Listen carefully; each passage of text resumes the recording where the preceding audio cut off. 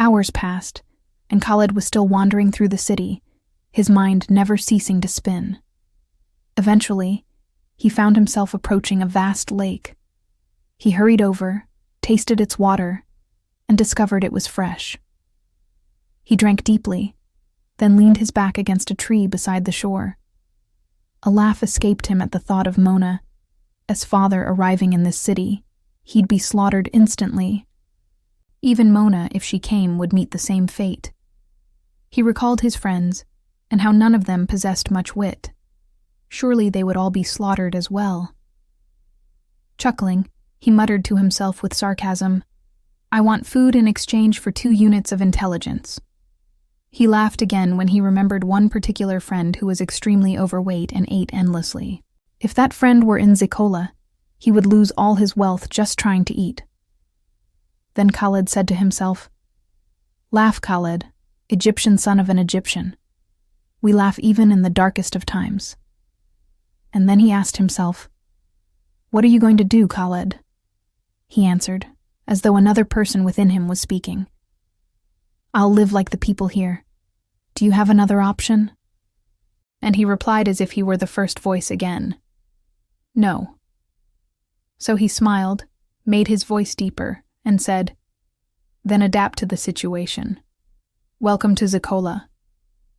Afterward, he looked up at the night sky, now lit with strange fireworks unlike anything he had ever seen. They painted the darkness in colors, and he whispered, "Zykola Day." Then, after a pause, he added, "Just a few more hours, and it will be over. I'll see Zykola as it truly is." He glanced around the lake and saw no one else nearby. Taking advantage of the solitude, he decided to bathe. No sooner had he stripped off most of his clothes, nearly bare, than he sensed movement. He heard whispers and faint laughter. Spinning around, he found 2 young women watching him.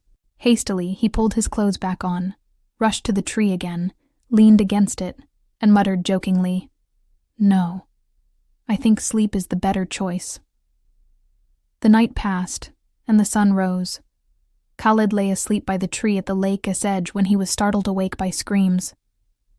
Looking up, he saw a woman in the distance crying out that her son was drowning. Without hesitation, Khaled dashed into the water fully clothed. The boy was farther out than he had expected, and Khaled hadn't imagined the lake could be so deep. But he reached the child, pulled him close, and swam him back toward shore. The boy had lost consciousness, and his mother was still screaming. Khaled laid him on his back, pressed down on his chest, trying to revive his heart. A series of firm compressions. Then Khaled placed his mouth over the boy's, filling his lungs with air, before returning to more compressions. People gathered around, among them Aseel, who hurried forward and begged Khaled to step aside. But he didn't look at her, his focus locked on the boy. He continued pressing the child's chest and breathing for him until, at last, the boy gasped for air. Khaled pressed his fingers to the boy's neck and felt a pulse. He whispered thanks to God, then looked at the mother. "Thank God. He's safe." The mother, weeping, clutched her son and said, "Thank you. How much do you want in return?" Khaled shook his head. "I don't want anything. Anyone in my place would have done the same. Just watch over him from now on." The crowd stared at him strangely until Aseel asked, "How did you do that? And why wouldn't you let me help?" For the first time, Khaled lifted his eyes to her, the same voice he had heard urging him to step back. His heart skipped a beat when he realized how close she was, less than a single step away. He thought to himself, "She is breathtakingly beautiful." His gaze lingered on her long black hair, her narrow, dark eyes framed by thick lashes, the way her laughter had once lit up her face when she had thrown flowers. He remembered how her eyes crinkled when she laughed, adding to her charm, her delicate lips completing the vision. Softly, he whispered, "Aseel." She was just as surprised. She recognized him as the man who had ignored her after her carriage horse nearly collided with him. She asked again, "How did you do that?" Khaled laughed. For the first time, I feel something I learned was actually useful. It was a first aid course I once took in Cairo. Then he quickly pulled a wet flower from his soaked clothes, the same one he had caught the day before. Smiling, he said, "This is yours. I kept it." But she ignored the flower and instead asked, "Why is your accent so strange? And where is this Cairo?" Khaled smiled again. "That's a very strange story. Of course you wouldn't know Cairo. I'm not from Zykola." Then, trying to mimic her dialect, he added, "I'm not from Zykola. I entered the city just the day before yesterday. I didn't know its gates would close." Aseel fell silent, as though remembering something. Then she looked back at him and said softly, "Just like me." Khaled replied eagerly, "Like you?" Aseel answered, "Yes, like me. I too was not from Zykola." Then her gaze shifted to the cut on his brow that hadn't healed yet. "I'm sorry," he asked. "For what?" She replied, "It seems that when my carriage's horse struck you, it injured your eyebrow." He smiled. "What horse?" "My horse yesterday." Khaled remembered. "No, it wasn't the horse. I'm the one who should apologize. For yesterday I wasn't myself after witnessing that poor man you slaughtered. But please, continue your story. How are you not from Zykola?" The crowd dispersed. The mother carried her child away, and Aseel sat beside Khaled by the lake shore and began to speak. There were many wars long ago between Zykola and other lands, among them my homeland, Bejana. Zykola's army would march out on Zykola Day and not return until the next. 14 years ago, on one of those days, Zykola destroyed my homeland and took many of us as slaves. I was among them. I was only 10 years old then. Khaled interrupted. "Slaves?" She answered. "Yes. Slavery existed in Zykola until just a few years ago, though it no longer does." She continued. "We entered Zykola, and of course, as happened to you when you first came, we were struck by the curse of Zykola and became like them, dealing in units of intelligence, where the poorest are slaughtered. But I was more fortunate than the others. A wise and compassionate man purchased me. He studied medicine and philosophy, and he shared much of his knowledge with me. Before he died, he granted me my freedom, and something even greater, his books on medicine and life. I learned much from them and became Zykola's physician. I treated people in exchange for part of their intelligence.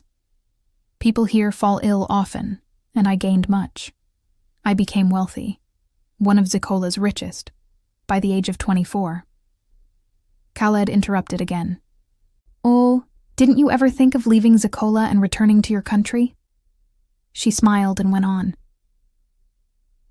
"At first, I waited for the day I could return home. But after 14 years, Zykola became my life. I grew to love it here. Sometimes, on the day the gate of Zykola opens, I visit my homeland, but I cannot stay long before the gate closes again." He asked, "Because you are wealthy?" She replied, "Perhaps that is part of it, but the greater reason is my love for Zykola's power." Then she added, "Despite its flaws, it remains the strongest among all nations. No other land dares to approach it. You will learn, as you live here, what grants Zykola such strength, and I believe you will come to love it as I have." Khaled fell silent, reflecting on her words, then asked, "Zykola, and your homeland Bejana, where are we in the world?" But before she could answer, a girl rushed toward Aseel, telling her that a patient needed her urgently. Aseel turned to Khaled. "I want to hear your story too. Where can I find you later?" He laughed. "Here, this is my place beside the lake tree." "Very well. I hope we can continue our talk soon." She smiled. "Here, by the lake." Then she left. Khaled pondered her story, speaking to himself. Zykola may be a strange city, but clearly the whole world here is strange. Zykola is only a part of it. Where is this Bejana? How do they live there? Then he smiled. So there are others with circumstances like mine. And who exactly is this Aseel? Could I become rich here, like her? He paused. No, I don't want wealth. I want to leave this place. But where would I go? Even if I escaped Zykola, how would I ever return to my homeland? He resolved. The important thing is to get out of Zykola first. Then I'll think about how to return. But to leave, I must survive. Rising again, his clothes now dry, he told himself, I need to find work. Khaled headed into the city streets, determined to find a job that would at least keep him alive. But whenever he asked someone for work, they turned him away. He asked another, and was refused again. He searched and searched until his legs gave out, and he sat on the side of a street, only to see Yamen approaching and shaking his hand. Where have you been, my friend? Khaled smiled. Hello, Yamen. I want to work. I tried to find a job, but everyone refused to hire me. Yamen asked, Where did you look? Around this area, restaurants, shops. Then you looked in the wrong place. Here, people want big profits, and hiring you would cut into that. You'll learn everything about life in Zykola with time. Then he added, But the city is full of opportunities. Do you want to work with me? Khaled answered, Yes. Without even knowing what I do? Khaled was surprised. Is it something dishonorable? Yamen quickly replied, No, it's respectable work. We work hard. We need strong men like you. The pay is small, but enough for our needs. And where is this work? Yamen smiled. Come with me and you'll see.